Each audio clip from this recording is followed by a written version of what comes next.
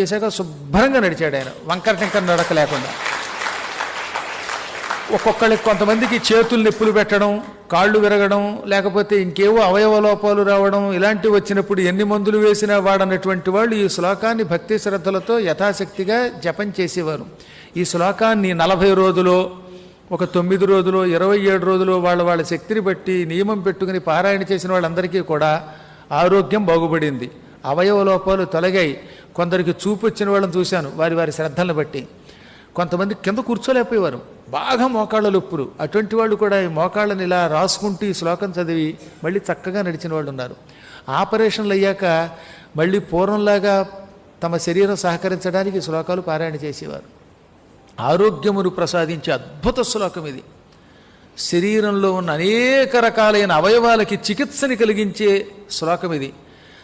వైద్యులు ఇచ్చిన మందు వేసుకున్నప్పుడల్లా ఈ శ్లోకం చదువుకుంటే